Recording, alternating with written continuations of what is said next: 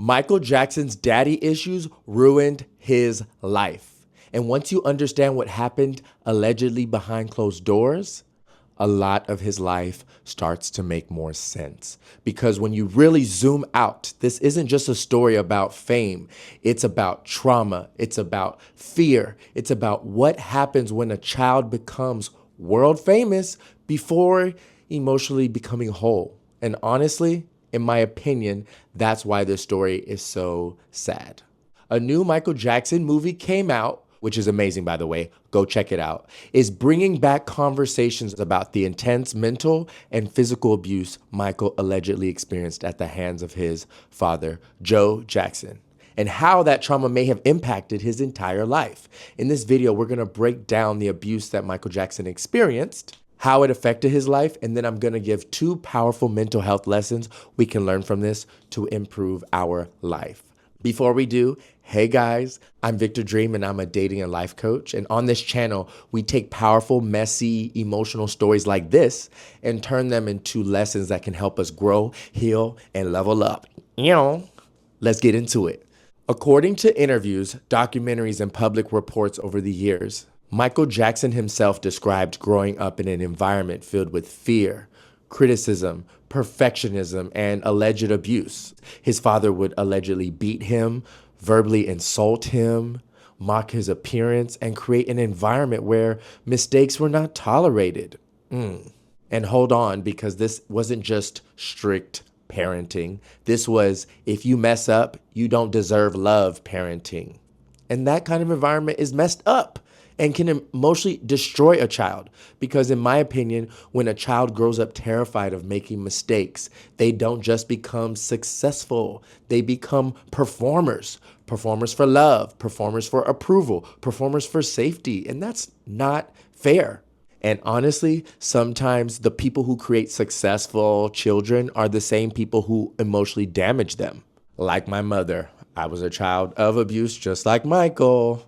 And are we surprised that then Michael would allegedly spend his entire life chasing perfection? Because you cannot spend your entire childhood being told you're ugly, being mocked, being terrified, and then suddenly the most famous person on earth ever, and then expect your self-esteem to magically be healthy? No, that's not how trauma works. Trauma follows you, especially if you're in the public eye. So right now I'm going to show you the interviews of Michael Jackson and his sister LaToya Jackson explaining how it was growing up with their father. Let's hear Michael first. Do you think your father was too strict? Yes. No, he's gonna kill me. Well, he feels that he was strict. I'm glad he said it. Now I'll say it, yes. Did he? My father and all of those things, it just made me very, very, very sad. So he would tease you, make fun of you? Yeah. Did he ever beat you? Yes, he did. And just a look would scare you and Were you scared of him? very frightened. There's been times when he'd come to see me and I would get sick. I'd start to regurgitate. What does that do to someone who's going through adolescence? You want to die. Why do you do this to me? I remember hearing my mother scream, Joe, you're going to kill him. You're going to kill him. Stop it. You're going to kill him. And I was so fast he couldn't catch me half the time. But when he would catch me, oh my God. Wow, that is so sad. Michael deserved so much better. Now let's hear his sister. And my father would get out of bed at night with my mother, and he would get into bed with my sister. Your mother knew? Yes, my mother knew. She knew these things were going on. That's what hurt so badly. Would he get into bed with you both? Yes. And what, would he fondle you, or? Yes, of course. He didn't have sex with you, though, did he? Ugh, disgusting. And when you hear multiple people from the same household describing fear, emotional pain, and control, you have to consider what kind of environment this creates for a child. And the part that broke my heart, honestly, was hearing Michael say, you would want to die. Imagine being a child and already feeling like life hurts that much. That is just heartbreaking. And no kid deserves to be in an environment like this. And are we connecting the dots here? Because growing up in fear doesn't just affect your childhood. It wires our nervous system. It affects how safe we feel, how we handle pressure, how you view yourself, how you attach to people, and how you cope emotionally. So I am proud of Michael for getting through all of this. Childhood trauma and fame trauma, that's a mess. And in my opinion, what we're seeing here isn't just about a story of fame. It's about what happens when trauma goes unhealed. And honestly, we keep seeing this pattern happen with child stars over and over again. Addiction, isolation, mental health issues, identity struggles, because becoming famous before becoming emotionally developed can seriously distort a person. It fucks you up. It's like a trauma. And Michael Jackson just wasn't famous. He was the most famous human being ever to live. Think about that. And Black in a time where like we're just getting out of segregation and racism is still prevalent. Lord Jesus. Think about the pressure. Think about the expectations. Think about being treated like a product before becoming fully a person. And one thing that really stood out to me was how often Michael Jackson reportedly changed his appearance over the years. He was a beautiful Black boy with full features, and there's allegations that his father would make fun of his nose and face and all the things. And look at all the plastic surgeries Michael went in. He went from this to this. And according to interviews and public reports, Michael shares that he struggled with this self-image. And he went through not only just nose surgeries, but skin treatments and other major physical changes over time, constantly trying to heal and feel better and be beautiful, and doing it in the public eye in front of a billion people. He's the most famous person. That must be really hard. And again, we're not here to judge him. We're here to observe the patterns, because Michael isn't the only person who struggles with self-image that can distort into something uncontrollable and dysfunctional. And it's so messed up that his father treated him this way. Imagine the person who's supposed to build your confidence becomes the voice in your head telling you that you're not good enough. That kind of pain doesn't just disappear because you become rich and famous. It didn't. Baby, money doesn't heal trauma. Fame doesn't heal trauma. If anything, what we're learning with a lot of information coming out about celebrities and their mental health and addiction issues is that sometimes fame gives people a bigger stage to bleed on and can mess you up even more. Imagine being traumatized and having unlimited amount of money to mess up your life. That is scary. And honestly, this conversation is way bigger than Michael Jackson, because now we live in a world where everybody's editing themselves. Fillers, BBLs, Botox, Facetune, filters, lip jobs. Everybody's chasing perfection. And honestly, it's gotten to the point where people have become unrecognizable anymore. We don't all need to look like a Kardashian. Even the Kardashians are struggling and trying to look like their former self.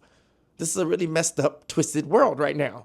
We have to ask ourselves the deeper question. Are we improving ourselves, or are we trying to fix emotional wounds through cosmetic changes and surgery and filters? Because self-love doesn't come from changing your face. It comes from healing the voice that's in your head that told you that your face wasn't good enough in the first place. But let me tell you, you are enough. And as we all know, Michael Jackson died at the age of around 50 and ended in a very tragic way.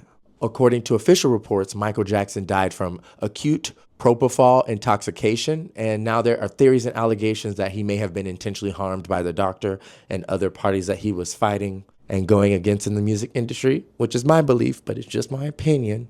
I hope we find out the truth one day about that. But what is very clear is that Michael Jackson was dependent on extremely powerful sedatives and medications. And honestly, considering the amount of pressure and pain and trauma that he allegedly experienced, it makes sense why someone in his position might turn to medication to escape.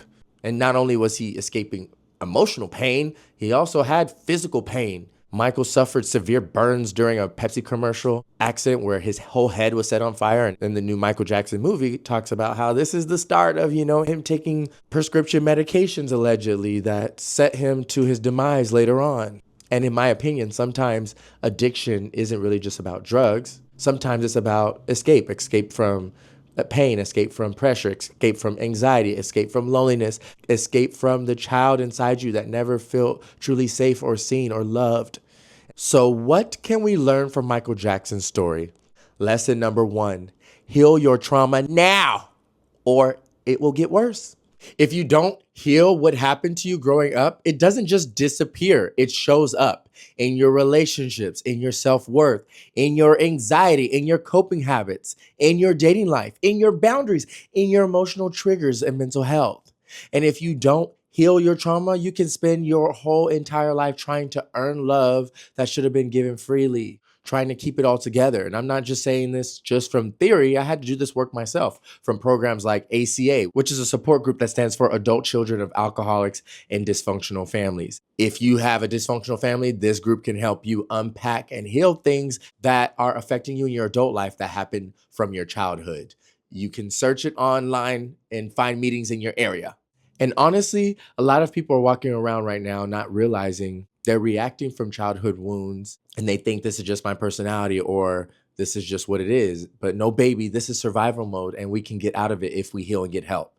Lesson number 2, you can't surgically fix low self-esteem, because if you don't love yourself internally, there will never be enough surgeries, enough filters, enough money, enough beauty, enough validation from the world that will make us feel whole. That emptiness will keep moving. And in my opinion, this is what happened with Michael. It may have been him trying to escape how he felt about himself. And a lot of us do that too. And we got to stop it. And spiritually, what I've learned is that healing doesn't come from changing the outside. It comes from doing deconstruction work and inside our perceptions, our limiting beliefs, our self-confidence, our own sense of value. What we attract in this world is a reflection of what we believe about ourselves. And so let's learn from Mr. Michael Jackson, the amazing superstar. Rest in peace. Mwah. And comment below your thoughts on this video and what you learned from this. Ew.